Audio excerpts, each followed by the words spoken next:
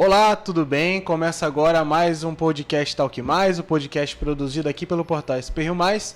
Eu sou Gabriel Duarte, do meu lado, Zé Guilherme Ferreira. A gente trocou de lugar hoje, né, Zé? Trocamos, nada. Trocamos de posição, mas a apresentação continua. E a gente vai falar de cultura. Recebemos aqui mais uma vez também Tom Freitas, presidente da Fundação Cultural Cassiano Ricardo. Seja muito bem-vindo de novo, Tom. Muito obrigado, Gabriel, Zé Guilherme, muito bom estar aqui na SP Rio. Bom, vamos falar de cultura e para começar esse nosso papo, Tom, eu queria falar contigo da programação de fim de ano, né? O ano está acabando, a gente teve um ano repleto de coisas, a gente acabou de sair de uma Flim que foi um sucesso, mas a gente quer saber o que tem de programação ainda prevista para São José dos Campos nesse ano na cultura. Olha, a gente diz que a cultura não para em São José dos Campos, né? E não para mesmo. Como você colocou, a gente saiu da Flim, mas já estamos trabalhando agora em alguns festivais, festival de música, mas o mais próximo que está agora é o Festivale, que é a 38ª edição de um dos principais festivais de teatro do país, que acontece aqui em São José dos Campos. E o que você adianta para a gente dessa programação? O que você destaca? Olha, o festival ele tem por tradição trabalhar tanto a difusão como a formação, isto é, apresentar espetáculos, mas também ter uma série de cursos dentro do festival. Ele promove esse intercâmbio entre os grupos de teatro. A gente, inclusive, estamos com o edital aberto até o dia 24 agora de outubro. Os grupos interessados em participar do festival entra na plataforma Prosa e coloca a sua proposta lá. Nós vamos selecionar 8 grupos de São José dos Campos, 8 grupos da região aqui, do Vale do Paraíba e do estado de São Paulo, e mais 4 grupos de outros estados. Isso é, um festival nacional, onde a gente tem a oportunidade de ter uma fotografia do que se está produzindo das artes cênicas no país. E vai passar por aqui em São José dos Campos. Eu pergunto o seguinte, como que se avalia, né, a permanência desse festival por várias administrações? Quer dizer, o que levou esse festival a ser permanente? Olha, o histórico desse festival, né, pelo fato de estar na 38ª edição, isso é um dos festivais mais antigos do nosso país, a permanência dele se dá pela importância da região, né, do Vale do Paraíba, de São José dos Campos, dentro do cenário nacional, né, e pelo perfil curatorial que ele passa, né? Sempre nós tivemos boas peças de teatro, grandes atores percorrendo, grupos de teatro históricos do nosso país, passando por esse festival. Então, você tem qualidade artística e você tem um público formado, né? Quando você tem um festival que está na sua 38ª edição, é sinal que você tem público formado na cidade. As pessoas já aguardam a chegada do festival. Quando aparece na imprensa, opa, festival está chegando, as pessoas já começam a se movimentar no sentido, poxa, vou ver o que está acontecendo no campo das artes cênicas no país dentro do festival. Aqueles que já são iniciados dentro do campo das artes, né? E um trabalho que a gente desenvolve de oficinas culturais, de formação cultural dentro da cidade. Hoje a gente tem em torno de 5.000 alunos fazendo cursos de arte, sejam dentro paralelamente às exibições. Paralelamente às exibições. Então são cursos, são oficinas livres de arte, de todas as áreas, mas também de teatro, principalmente de teatro. Tanto dentro das nossas 10 casas de cultura, então tem essa capilaridade de estar em toda a cidade com cursos, mas também a gente já vem de 2 anos de um convênio com a Secretaria de Educação, onde no contraturno escolar a gente leva oficinas culturais dentro das escolas. Então todas essas crianças, esses jovens que já têm essa experiência artística, né, conhecem um pouco da técnica, do fazer artístico, quando chega o festival é o auge. Nossa, eu quero ver... A criança vai ao espetáculo sai da escola ou o teatro vai à escola? As duas coisas, Essa é fundamental. A gente vem do campo das políticas públicas para a cultura, a gente teve vários períodos, assim, né? Pegando um histórico da gestão cultural e do entendimento da cultura. Em alguns momentos se falava muito, vamos levar cultura para a periferia. Como se a periferia não tivesse cultura. E a periferia tem cultura e é rica de cultura também. Então, esse processo de levar esses espetáculos dentro das escolas, nos bairros, é extremamente importante. Assim como trazê-los para o teatro. No festival a gente tem experiências lindas. Vem em ônibus com crianças de escolas que nunca entraram no teatro. Eles ficam maravilhados com o espetáculo. Pode-se aplicar a teoria dos vasos comunicantes, né?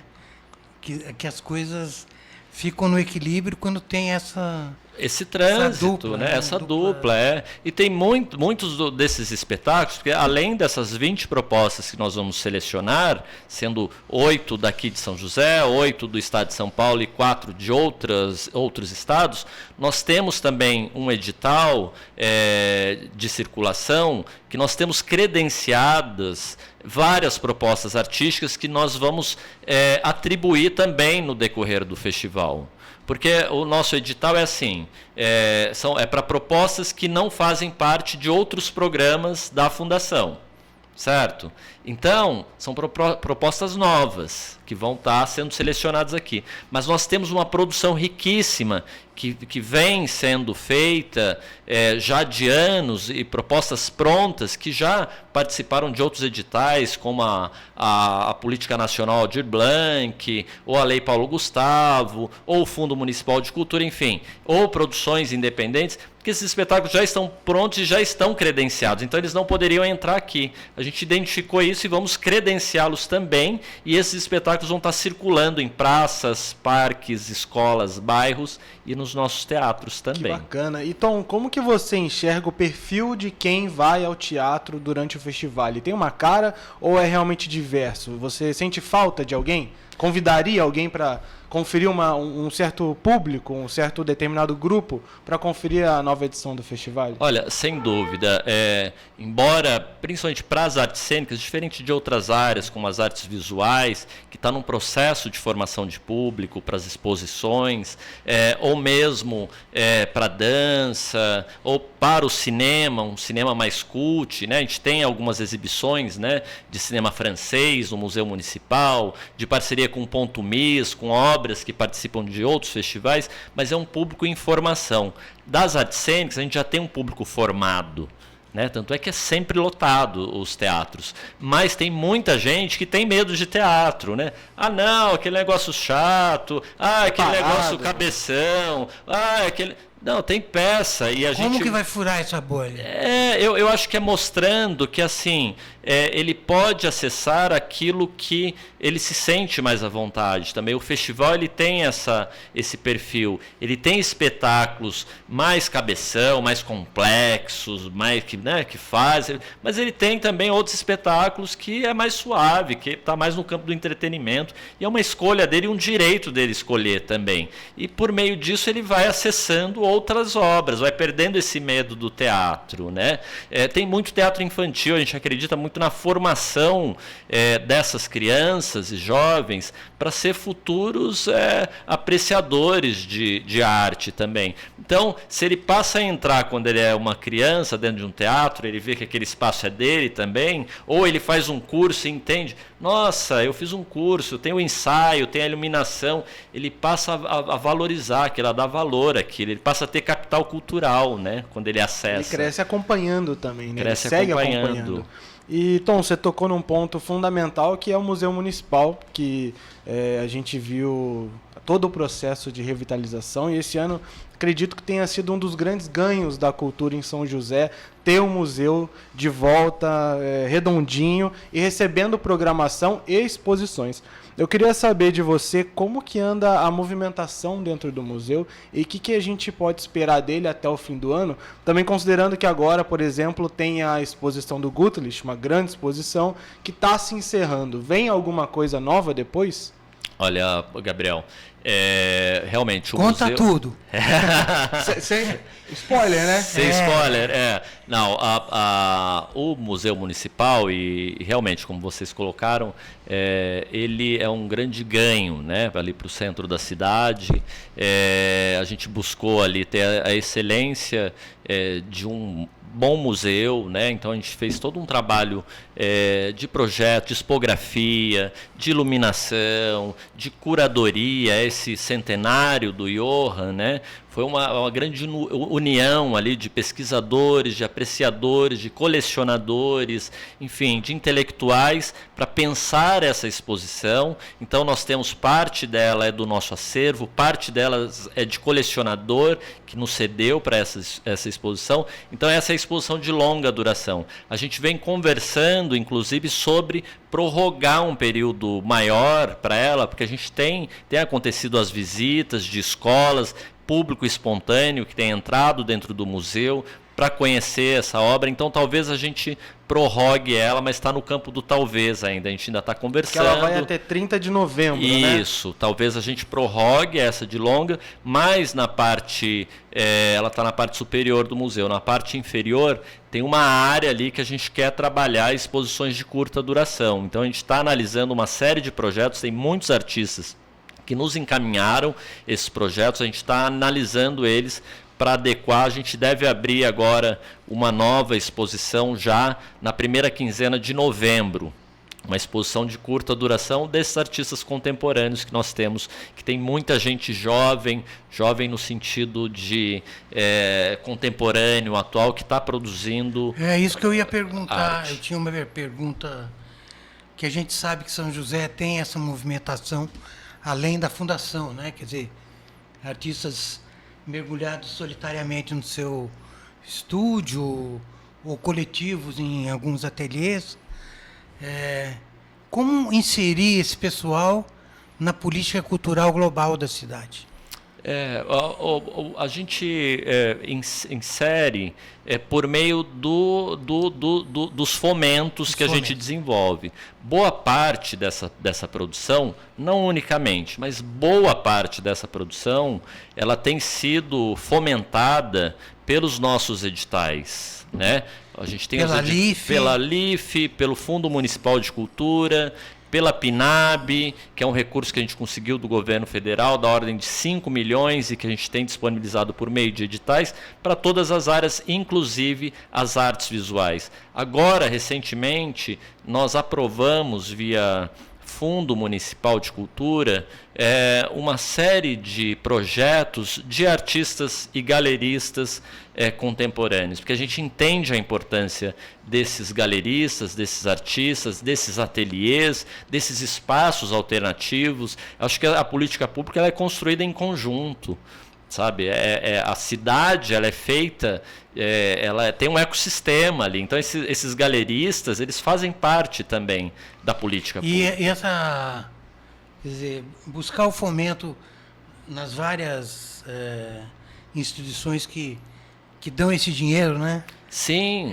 A gente estava conversando, né, Gabriel, que parece que o governo do estado abriu aí uma dinheirama aí para os projetos, né? Sim, tem um dinheiro circulando muito forte, até por conta da PNAB, que é essa Política Nacional Aldir Blanc, que é um recurso, e diferente da Paulo Gustavo, que esse ano acabou, provavelmente ano que vem não tem mais, que é mais para o campo do audiovisual, né? Agora, a PNAB não, a PNAB ela é uma política nacional contínua, pelo menos 5 anos já está garantido em lei, e que esse recurso, da ordem de 4 a 5 bilhões, vão estar circulando dentro do país. E nós fizemos a nossa tarefa. São José fez a sua tarefa, escreveu o seu plano de ação, buscou esse recurso junto ao governo federal, e estamos aplicando ele por meio desses editais, assim como o Estado. O Estado também buscou esse recurso e está disponibilizando. O Estado, inclusive, agora lançou recentemente um programa para formação, né?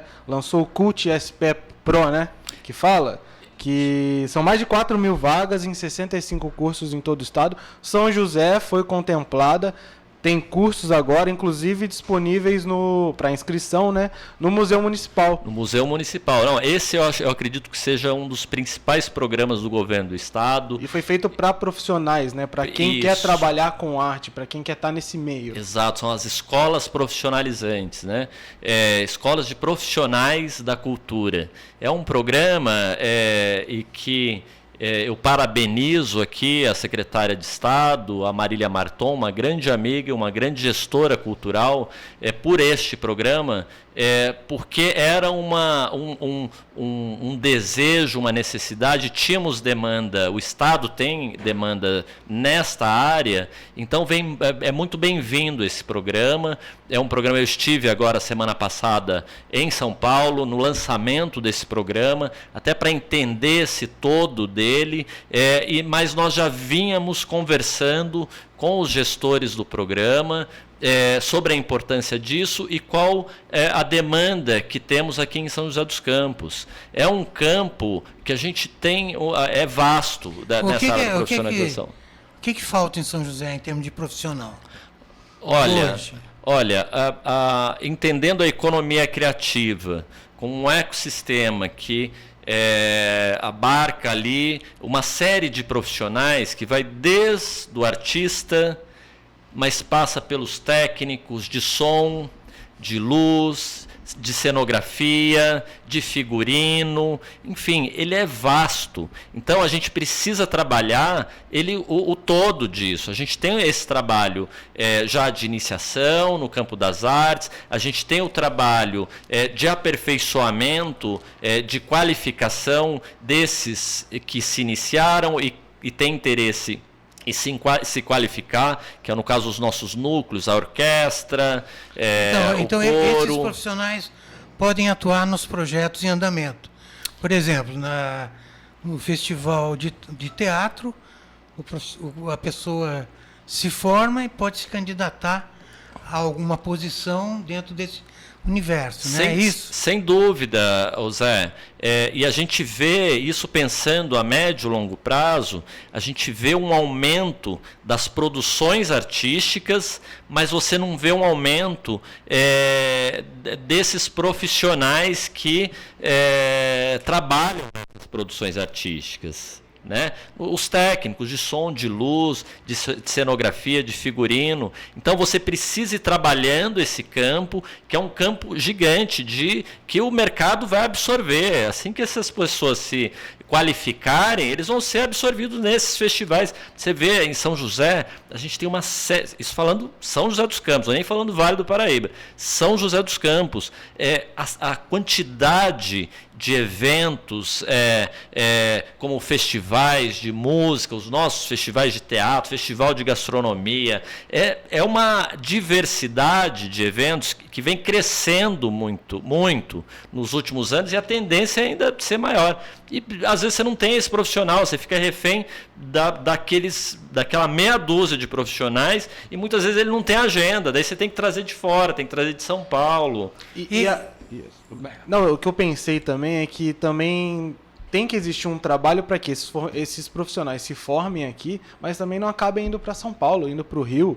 Exato. Eles têm que ficar aqui, trabalhar aqui, né? Como que estimula isso? Fala pro cara, vem aprender aqui, ou você que é da cidade, aprenda aqui e continue trabalhando aqui. Olha, eu acho que assim, a experiência externa ela é fundamental também. Ele pode até ir lá, mas bebe da água, mas volta, né? Por exemplo, exato, eu sou um joseense que iniciei meus trabalhos aqui, fui para São Paulo, entendi um pouco do que é esse universo e volto para cá e tento compartilhar um pouco dessas experiências que eu tive lá e aplicar aqui, né? Então, mas a gente tem o interior é muito rico de atividades, e existem políticas públicas do governo estadual, principalmente, de fomento desses eventos no interior do estado, revelando São Paulo, a virada cultural, uma série de eventos do estado, além das do município, que vai absorver esse profissional, tenho certeza disso. Mas isso é um passo que está sendo dado agora com esse programa. A gente está nesse primeiro momento com 8 cursos, e daí nós decidimos 2 linhas específicas, uma voltada para arte e tecnologia. Então nós teremos cursos. Aliás, você que está nos vendo, nos ouvindo, as inscrições estão abertas. Esses cursos, esses 8 cursos que a gente inicia agora, voltados para arte, tecnologia e gestão cultural. Dentro do campo da arte e tecnologia, a gente tem lá de desenvolvimento de games, que é um campo vasto, grande também. É novo, recente, tem crescido muito nos últimos anos, os esportes, né? Sim, exatamente. Então, tem um que é de roteiro para esporte, sabe? Desenvolvimento de roteiro para esporte. O outro é todo o processo mesmo, desenvolvimento do game em si. Um curso de 72 horas. Tudo presencial, né? Tudo presencial. Vai acontecer lá no nosso educativo do museu. Eles vão ter acesso de uma tecnologia de ponta para estar produzindo isso, e com profissionais de altíssima qualidade dando esses cursos de forma gratuita. Então, a ideia, por exemplo, nesse curso é pegar jovens que têm interesse nesse campo. É uma área que ele pode estar atuando também como profissional. Agora, Tom, eu tenho uma dúvida com relação à cabeça das pessoas, porque a gente sabe que muitas vezes a arte, a cultura, elas são não são tão valorizadas. E aí o jovem chega em casa e fala, pô, eu quero fazer arte, eu quero me inscrever para um curso de teatro. O pai e a mãe vai lá e fala, poxa, mas você não vai ganhar dinheiro, você não vai longe na carreira, você não quer escolher uma outra coisa, virar advogado? Tem muito isso, né? Como trabalha a cabeça das pessoas, dos pais, dos responsáveis, para que também incentive e mostre o valor da arte, que esse mercado ele vale a pena, né? Sim. Olha, cada vez mais as pessoas estão tendo consciência da importância da arte para a sociedade. Tanto no campo psicológico, que a gente vê aí no período da pandemia, o que deixou muita gente viva e com sanidade foi a arte. E eles perceberam isso. Muita gente que não tinha entendimento nenhum de arte.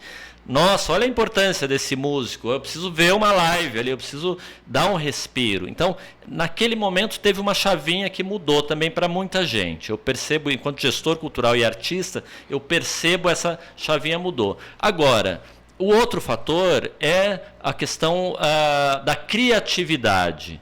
Cada vez mais, todos os campos, o campo da educação, o campo na área profissional, cada vez mais está se valorizando pessoas criativas, né? No mundo contemporâneo, com IA, com inteligência artificial, se o ser humano ele não tem a criatividade, ele não vai ser, ele pode escolher, ele pode não ser um artista, mas se ele teve acesso a técnicas artísticas e a processos criativos, ele vai ser um bom advogado, ele vai ser um bom médico, ele vai ser um bom metalúrgico, ele vai ser um bom o que ele quiser. A simples contemplação é uma coisa fundamental, né? Sim, o poder de abstrair, o poder de... Você olhar um quadro, ouvir uma música, né? Agrega em bagagem, referência, terapia pessoal também. Sim, né? sem dúvida. O processo criativo que se dá na mente humana, quando ela acessa uma obra artística, ela é muito diferente de outras relações. A visual, principalmente. Você vai num campo aí que é uma outra linguagem, né? A gente tem os cursos de História da Arte, por exemplo, no Museu Municipal, que, claro, passa todo por processo da história da arte e tal, mas parte dele é uma alfabetização visual, no mundo visual que a gente vive. E poucas pessoas têm acesso a isso, entendimento, fazer a leitura de uma obra, ou de uma fotografia, ou de uma imagem. Precisa aprender o alfabeto. Né? Precisa aprender, é um alfabeto. E agora também a última turma lançada era de História da Arte brasileira, né? Então, também entender o contexto em que a gente está inserido, a nossa sociedade, né?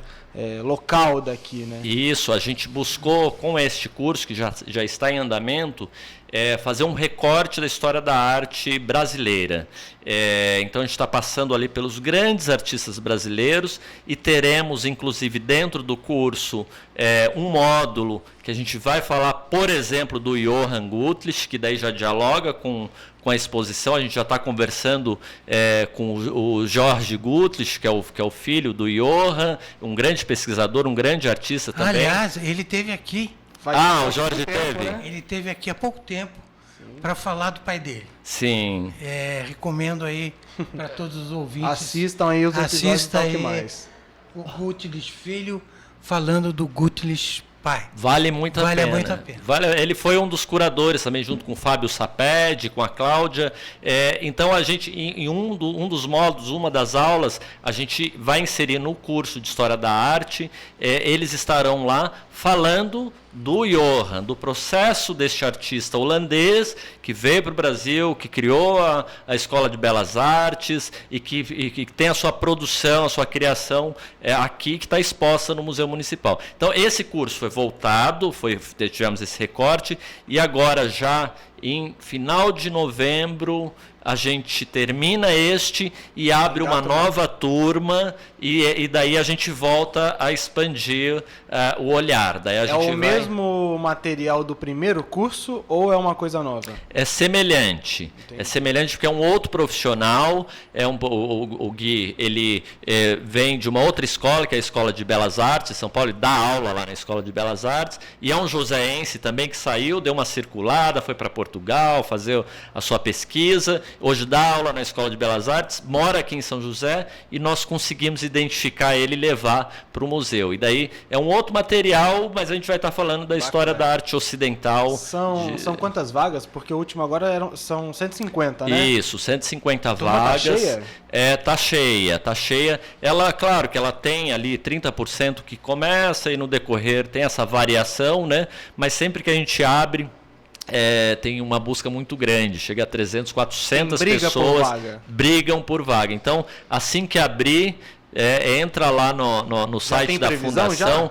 Deve estar abrindo agora nos próximos dias, tem que ficar de olho. Ele não vai falar, mas é logo, hein? É logo.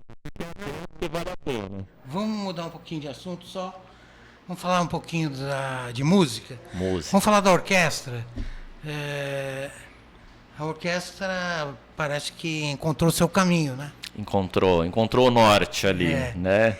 Com um maestro bastante entusiasmado, né? Eu queria ouvir você fazendo um balanço da orquestra. Como que você viu a evolução da orquestra durante esse ano? Olha, contextualizando, né? A orquestra, ela nasce assim que eu assumi a presidência da Fundação.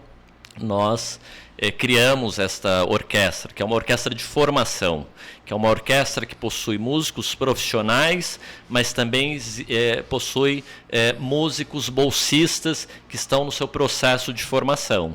E daí tem os seus estágios ali, semiprofissional, iniciado, enfim, tem os seus estágios, eles recebem uma bolsa para estar estudando tanto teoria musical como na prática individual e na prática coletiva, né? Que tudo isso envolve aí o fazer artístico.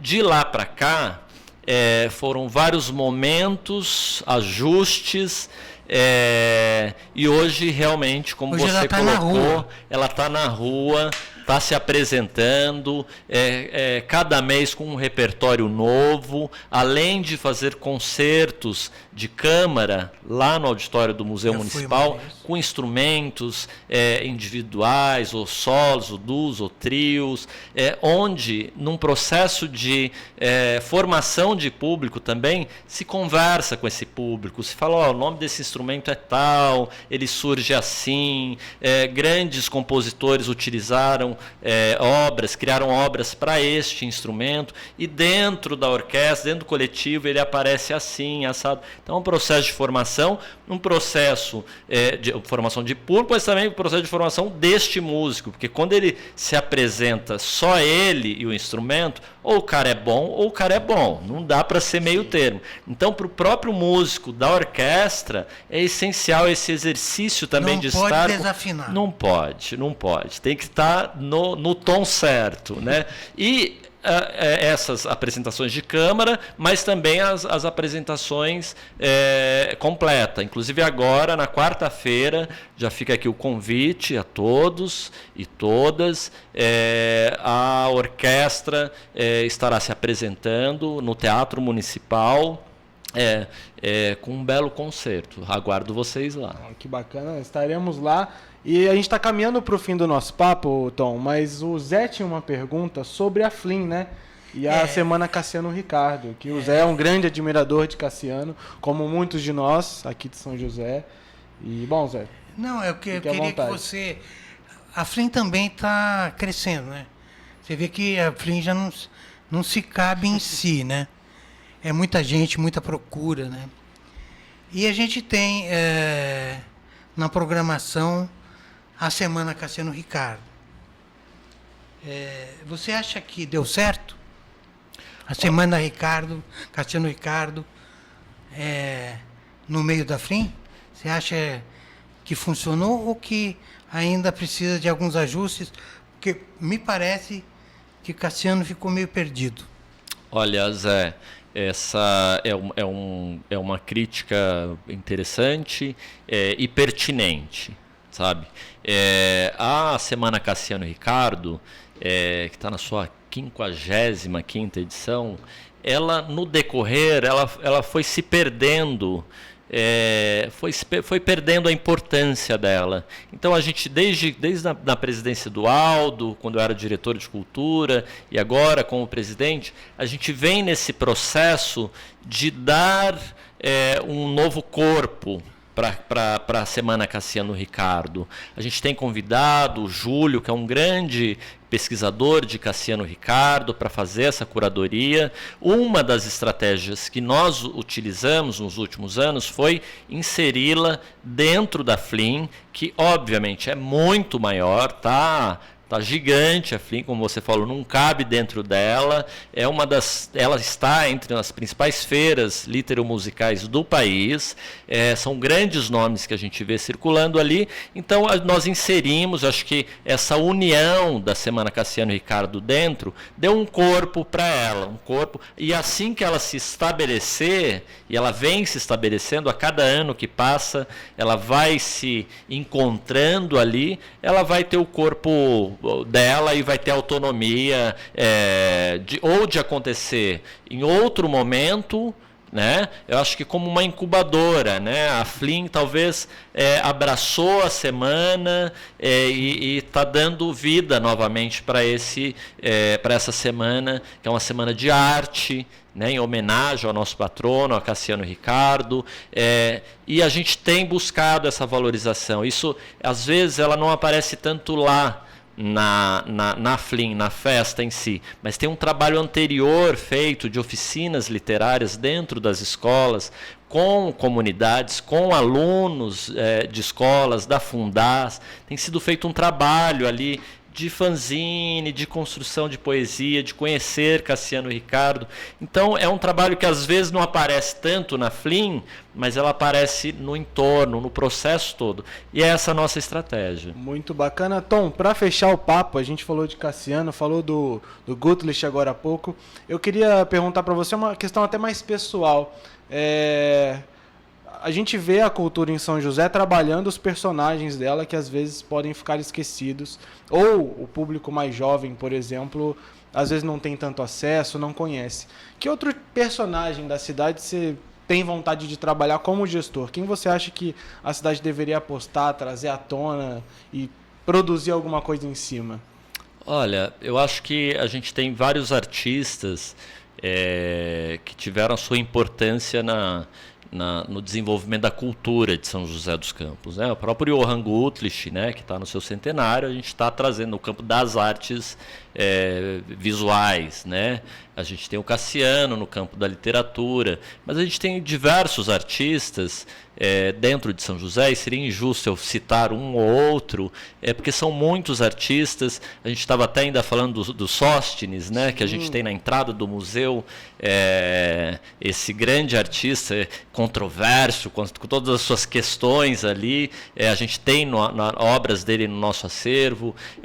A gente tem artistas mulheres também que tiveram a sua importância. Esses artistas que o Centro de Documentação Musical, coordenado pela Raquel Aranha, sim, lá eles estão pensando ali vários artistas. Sim, o Jorge do Bandolim. De música de São José, né? Sem dúvida. Esse trabalho que a Raquel desenvolve, que é uma grande amiga, uma grande pesquisadora e uma grande artista também. E agora está com uma coluna aqui. Está com coluna aqui, eu tenho acompanhado a coluna dela e tenho conversado muito com ela, tem nos ajudado muito a pensar as políticas públicas. São intelectuais como vocês, como ela, que a gente constrói junto uma política pública. Ela não está pronta, ela é contínua, né?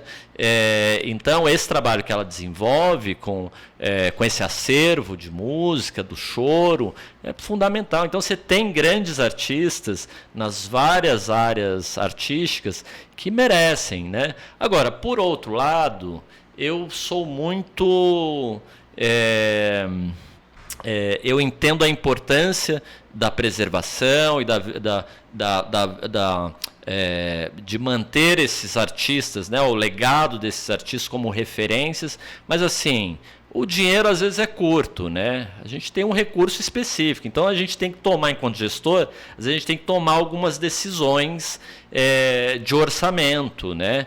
E tem muito artista contemporâneo que está precisando ter visibilidade, porque o boleto dele está chegando na casa dele também, né? Então, acho que tem que ter o equilíbrio, você tem que preservar, você tem que investir nessa preservação dessa memória, mas você tem que também investir nessas produções contemporâneas que estão acontecendo aí. É um estímulo para novas pessoas criarem novos legados também, né? Exato, exato. É fundamental. Para frente, né? Para frente, Você tem grupos de teatro, grupos musicais, artistas plásticos, atuando nos seus ateliês, e você precisa fomentar isso, porque precisa. É uma área que o poder público, é necessário o poder público está fomentando, seja por meio de recurso financeiro, seja por meio de qualificação no campo da captação de recurso. Dentro dos 8 cursos que eu tinha falado, a gente tem 4 na área de arte e tecnologia, de games, de VJ, de videomapping. A gente tem ali essa qualificação, mas a gente tem também outros 4 no campo da gestão cultural, que é no campo da elaboração do projeto. Como é que eu escrevo meu projeto para participar de um edital? Como é que eu capto o recurso junto a uma empresa? Como é que eu monto meu portfólio? Como é que eu presto contas disso? Como é que eu divulgo a minha produção artística? Então, você tem uma série de cursos ali que é exatamente pensando a economia criativa, o seu ecossistema como um todo, sua cadeia produtiva como um todo, porque movimenta a economia também, não só do artista, mas de quem está trabalhando ali ou de quem está no entorno disso daí. É um restaurante, é um café, que você vai estar movimentando dentro da cidade. Muito bacana, obrigado por toda a contribuição, por todo o papo, Tom. Muito bom sempre falar contigo e seja muito bem-vindo outras vezes aqui ao Talk Mais. Volte sempre. Eu que agradeço, para mim é uma honra poder estar aqui falando de gestão cultural com vocês e falando também das atividades que temos dentro da cidade, uma cidade de 700 mil habitantes. Então, você fazer gestão cultural dentro de uma cidade dessa, se você não tem a contribuição de intelectuais como vocês, de jornalistas e de empresas de comunicação como essa, a gente não consegue fazer cultura. Tem que contar para as pessoas. A gente faz junto a política pública da cidade. Obrigado também, Zé, pela participação. Até a próxima. Obrigado você que ouviu a gente aqui até agora. Acompanhe esse e outros episódios do Talk Mais no YouTube, no Spotify e nas demais plataformas de streaming. Até a próxima!